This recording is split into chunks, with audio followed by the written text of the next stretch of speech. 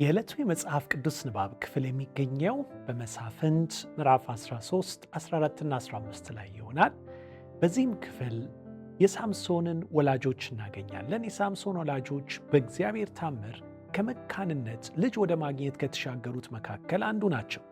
ታዲያ ይህንን አስደናቂ ምስራች እግዚአብሔር ሲያበስራቸው ስሙን ያስተዋወቃቸው ስሜ ድንቅ ነው በማለት ነበር። ስሙ መጠሪያው ብቻ ሳይሆን አደራረጉን ማንነቱንም ጭምር የሚጠቀልል ሲሆን በእርግጥም አምላካችን እርሱ ድንቅ ነው። የእርሱ ስም እንደሚፈስ ሽቱ ነው ይላል መኃልየ ምዕራፍ 1 ቁጥር 3።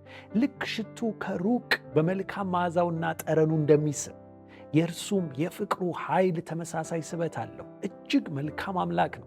በዘላለም ፍቅር ወደድኩሽ በቸርነቴም ሳብኩሽ ተብሎ እንደተጻፈ የእርሱ ግሩም ጸጋ ጠጣሩን ልብ የሚሰብር መንፈስን ደግሞ የሚያረሰርስ ዘይት ነው። የእርሱ ስም የጸና ግንብ ነው። የእግዚአብሔር ስም ጽኑ ግንብ ነው ይላል። ጻድቅም ወደ እርሱ በመሮጥ ተገን ያገኝበታል። ምሳሌ 18 ቁጥር 10።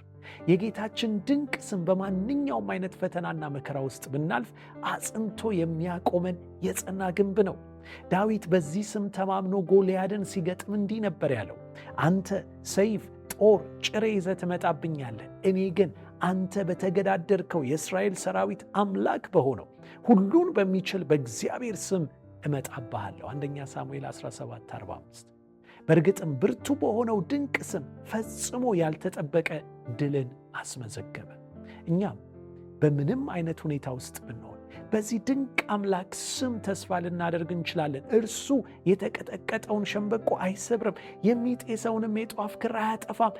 አሕዛብ በስሙ ተስፋ ያደርጋሉ ይለናል ማቴዎስ 12 ቁጥር 20 እና 21። እንግዲያውስ እንዲህ ብለን እንጸልይ። አባት ሆይ ድንቅ በሆነው በአንተ ስም መዓዛ የተሳበ ሕይወት እንዲሁም አንተ ጽኑ ግንብ በሆንከው ማንነት ላይ ጸንቶ የተመሠረተ ሕይወት ስጠን። አሜን።